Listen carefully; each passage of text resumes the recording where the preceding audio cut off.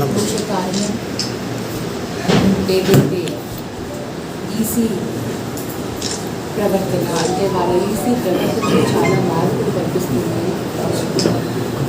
మనకు మన రాష్ట్రంలో ఏవైతే సంక్షేమ పథకాలు అమల్లో ఉన్నాయో మామూలుగా ఎన్నికల కోడ్ ప్రకారం ఈసీ నామ్స్ ప్రకారం కూడా కంటిన్యూషన్ ఉన్న సంక్షేమ పథకాలు కానివ్వండి ఏవైనా ఎలక్షన్స్ కోడ్ వచ్చినా కూడా ఆపవలసిన అవసరం లేదు.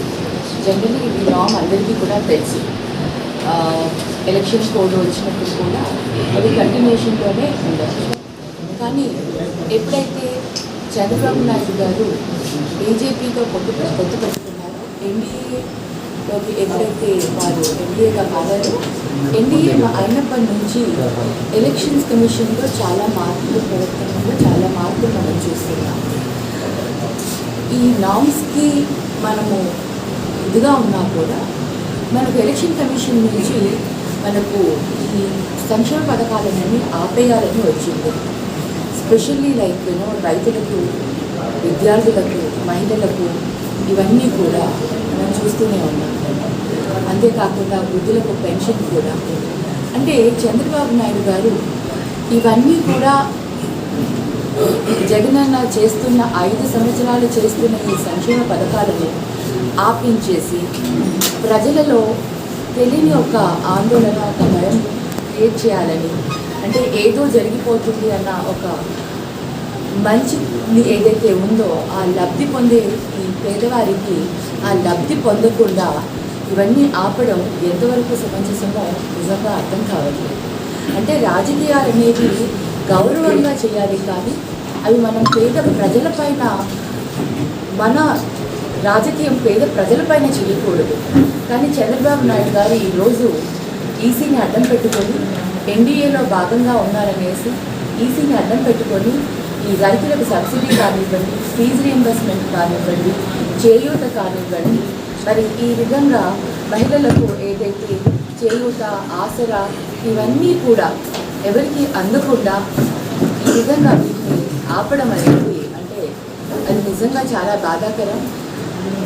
ఈ ప్రాసెస్లో ఈ పేదవాళ్ళు ఏం తప్పు చేశారని వీళ్ళన్నింటినీ కూడా ఆపుతున్నారో కూడా అర్థం కావట్లేదు.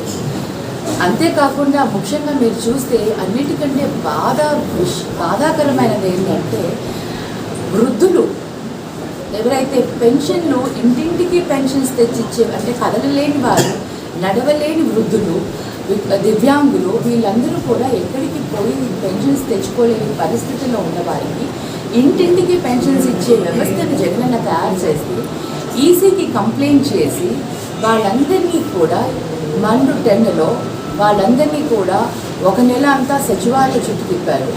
ఇప్పుడు మళ్ళీ బ్యాంకుల చుట్టూ తిరుగుతూ ఈ విధంగా ఆల్మోస్ట్ నాకు తెలిసి ఒక 70 మంది వృద్ధులు చనిపోయారు కూడా ఈ ఎండలకు తట్టుకోలేక.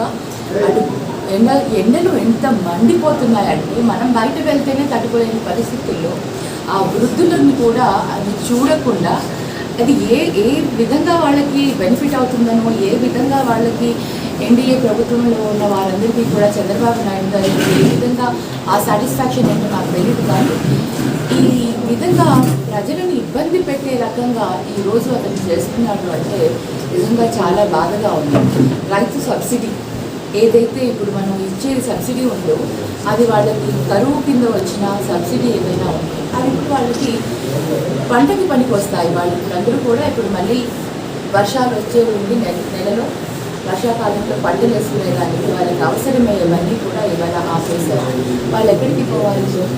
అలాగే చేయూత, ప్రతి మహిళకు ఆసరాగా ఉండే చేయూత ఏదైతే ఉందో అది కానివ్వండి, 0 వడ్డీ కానివ్వండి, వసతి దీవెన, విద్యా దీవెన, పిల్లలకి వచ్చే ఫీజు రియంబర్స్మెంట్ కూడా ఆపారు. అంటే కూడా ఎంత దారుణమైన పరిస్థితుల్లో మన రాజకీయంగా ఎంత భయంకరంగా వాళ్ళు బిహేవ్ చేస్తున్నారో వాళ్ళ ప్రవర్తన అనేది ప్రజలు ఈరోజు తెలుసుకోవాలి.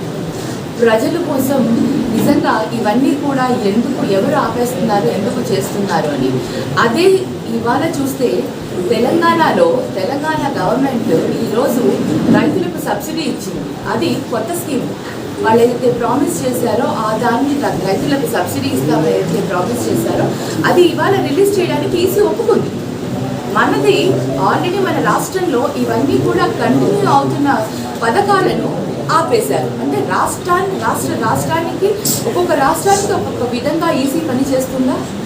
ఈసీ అన్న తర్వాత ఈ ఎలక్షన్ కమిషన్ వాళ్ళు నామ్స్ అన్నీ ఒకేలాగా ఉండాలి. ఇది కేవలం చంద్రబాబు నాయుడు గారు ఆయన బీజేపీతో పొత్తు పెట్టుకున్నారు కాబట్టి ఇవన్నీ కూడా చేయగలుగుతున్నారు. ఇది ప్రజలందరూ గమనించాలి. ఈ విధంగా ప్రజలకు ద్రోహం చేస్తూ, ప్రజలకు అన్యాయం చేస్తూ, వారికి వచ్చే సంక్షేమ పథకాలను ఆపడం వల్ల ప్రజలకు ఎంత నష్టమవుతుందో, ప్రజలు ఎంత ఇబ్బందులు పడుతున్నారో ఆలోచించకుండా ఆయన చేసే ఈ పద్ధతి మంచిది కాదు. ప్రజలందరూ కూడా చాలా ఆగ్రహంగా ఉంటారు. వాళ్ళందరూ కూడా తెలుసుకుంటున్నారు అసలు ఇవన్నీ కూడా ఎవరు చేయిస్తున్నారు, ఎందుకు చేస్తున్నారు, ఎలా చేస్తున్నారు అనేది కూడా ప్రతి ఒక్కరికి తెలుసు. ఈ విషయాన్ని మేము తీవ్రంగా ఖండిస్తున్నాము. ఎలక్షన్ కమిషన్ వారి ఇది మార్చుకుంటే బాగుంటుంది. రూల్స్ అన్న తర్వాత ప్రతి ఒక్క రాష్ట్రానికి కూడా సమానమైన రూల్స్ ఉండాలి, ఈక్వల్గా ఉండాలి. ఒక్కొక్క రాష్ట్రానికి ఒక్కొక్క పద్ధతిలో ఉండకూడదు. ఇవాళ మనకు తెలంగాణలో ఇస్తున్న సబ్సిడీస్ని చూస్తేనే మనకు అర్థమైపోతుంది కేవలం ఇది రాజకీయ లబ్ధి కోసం మన దగ్గర ఆపించారు అనేది మనకు తెలుస్తుంది. సో ఇది మేము తీవ్రంగా ఖండిస్తున్నాము. ప్రజలందరూ కూడా ఒక్కసారి వాళ్ళందరూ కూడా నిజానిజాలు తెలుసుకోవాలి. ఇంకా ఏమి కాకముందే ఇలా చేస్తున్నారంటే ఇంకా రేపొద్దున ఏం చేస్తారో దేవుడికి తెలియాలి.